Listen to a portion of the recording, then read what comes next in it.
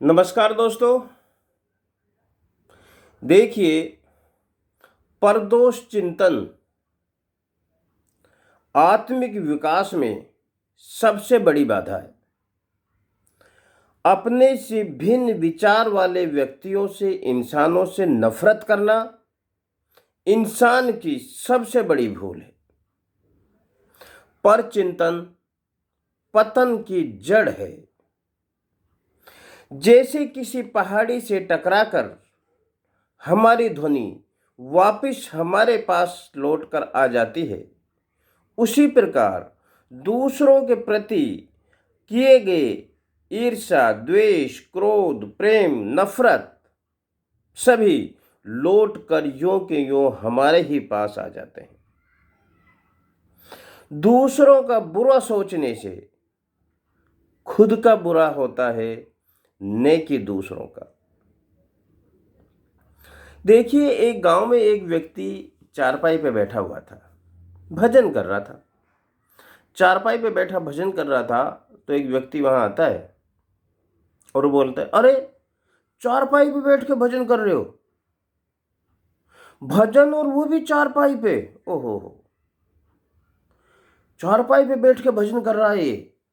तो ये बातें सुनी तो भजन करने वाले ने अपना भजन करना बंद किया और वो खड़ा हुआ और उसने हाथ जोड़े के, नमस्कार भाई साहब, हमको पता नहीं था, इतना ही हमको बस मालूम था, परमात्मा की याद आई तो हम भजन करने बैठ गए। अच्छा ऐसा करो, आप कैसे करते हो वैसे हमको बता दो, हम वैसे ही कर लिया करेंगे। आप भजन कैसे करते हो वैसे बता दो। तो वो व्यक्ति बोला, भजन? हम तो भजन करते ही नहीं। ये हाल है लोगों का। दूसरों को देखना है, दूसरों की कमियां निकालनी है, खुद चाहे कुछ अच्छा करते हो या ना करते हो। आजकल के इंसान की ये आदत हो गई है। श्री रामचरितमानस के पाठन में पेज 29 पर जो हम आज चौपाई पढ़ेंगे, उसमें तुलसीदास जी ने हजारों हजारों साल पहले यही समझाया गया था। आइए पहले सुनते हैं। भाग छोट अभिलाष बढ़, करहूँ एक विश्वास, पेहहि सुख सुनि सुजनु सब, खल कर हहि उपहास। भाग छोट, मेरे भाग कर्म छोटे हैं, अभिलाष बड़, और अभिलाषा इच्छा बहुत बड़ी है। मेरे भाग छोटे हैं, किंतु मेरी इच्छा बहुत बड़ी है। कराहूं एक विश्वास, किंतु मेरे को एक विश्वास है, क्या? पे यही सुख सुनि सुजन सब, मेरी ये बात सुनकर जो सज्जन लोग होंगे सब सुखी खुश होंगे। और खल करी यही उपवास, खल माने मूर्ख, दुष्ट व्यक्ति जो होगा वो मेरी इस बात का उपहास, हंसी उड़ाएगा। मेरा भाग छोटा है और इच्छा बहुत बड़ी है, परंतु मुझे एक विश्वास है कि इसे सुनकर सज्जन सभी सुख पाएंगे और दुष्ट हंसी उड़ाएंगे। खल पर हास होई हित मोरा, काक कहेहि कल कंठ कठोरा, हंसियहि बकदा दुर्चातक ही, हंसहि मलिन खल बिमल बत कही। खल परिहास होई हित मोरा, खल माने दुष्ट, मूर्खों की उपहास करने से हित मोरा, मेरी भलाई होगी। यदि कोई दुष्ट व्यक्ति हमारी बुराई करता है, हंसी उड़ाता है, तो उसमें हमारा हित होता है। काक कहीं कलकंठ कठोरा, जैसे कौवा जो होता है वो कोयल को क्या बोलता है कि ये कठोर भाषा बोलती है। कौवा ये बोले कि कोयल कठोर है उसकी ध्वनि, जबकि सबको पता है ध्वनि कठोर कौवे की है, तो इसमें कोयल का कोई नुकसान नहीं होता। कोए का ही होता है, उसी प्रकार यदि दुष्ट मूर्ख खल व्यक्ति यदि किसी की बुराई करता है तो उसकी भलाई ही होती है। खल देखिए, खल तुलसीदास ने कितने अच्छे अच्छे शब्द यूज किए हैं। खल, दुष्ट के लिए खल शब्द यूज किया है। खे और ले, खे का मतलब खाए और ले का मतलब लड़े, जो खाए और लड़े, बस इसके अलावा और उसका कोई काम नहीं। अरे हाथ से ही बगदा दूर चाता चातक ही, हाथ से ही मलिन खल बिमल बत के ही। जैसे बगुला हंस पर हंसता है और दादुर मेंढक चातक पपीहा, मेंढक पपीहा पे हंसता है।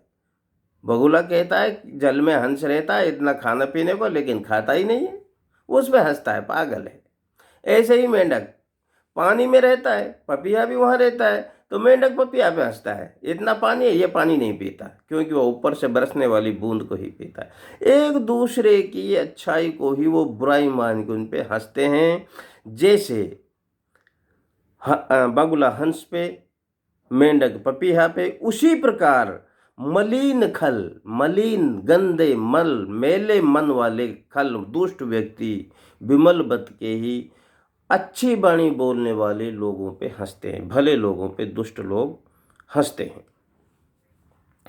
तुलसीदास जी कहते हैं कि हमें मोती चुगने वाला हंस बनना है, नेकी गंध खाने वाला कौवा। यदि हम गुणों के सागर परमात्मा के गुणों का चिंतन करेंगे तो चिंतन करते करते हम भी उस गुणों का ही रूप हो जाएंगे। इसे कहते हैं अपने पुराने भारत की ओर लौटना। वो आज हमारे इस रीडिस्कवरी चैनल में यह बताने की कोशिश की है हमने कि यदि हमें अपने आप में प्रोग्रेस करनी है, अपने आत्मिक बल को बढ़ाना है, तो हमारे यहाँ हजारों साल पहले तुलसीदास जी ने जो रामायण लिखा है श्री रामचरितमानस में, एक एक चौपाई के महामंत्र की तरह है। यदि एक ही चौपाई का यदि अर्थ हम अच्छे से समझ लें तो हमारा जीवन बदल जाए। इसलिए इस ग्रंथ को सभी ग्रंथों का सिरमौर सरताज माना गया है। तो आज के हम इस तरह चौपाई को समझाने का हमारा अर्थ है कि आपको अच्छे से उसका अर्थ समझ आ जाए। तो अब मैं समझूंगा कि हम इसको पढ़ते हैं और आपको पढ़ने से एक एक अर्थ समझ आएगा। भाग छोटी अभिलाषु बड़, करहूँ एक विश्वासु रामा, करहूँ एक विश्वास। पेहि सुख सुनि सुजन सब, खल करिहहि उपहास। खल परिहास होई हित मोरा, काक कहें कल कंठ कठोरा। हंसहि बगदा दुर्चातक ही, हंसहि मलिन खल बिमल बत के ही। इन विचारों के साथ आपको यदि हमारे विचार अच्छे लगे और आप अन्य और वीडियो देखना चाहें तो हमारे YouTube चैनल रीडिस्कवर भारत को सब्सक्राइब कीजिए और अगली वीडियो आपके पास अपने आप पहुंच जाए, इसके लिए बेल का बटन दबाएं। जय श्री राम।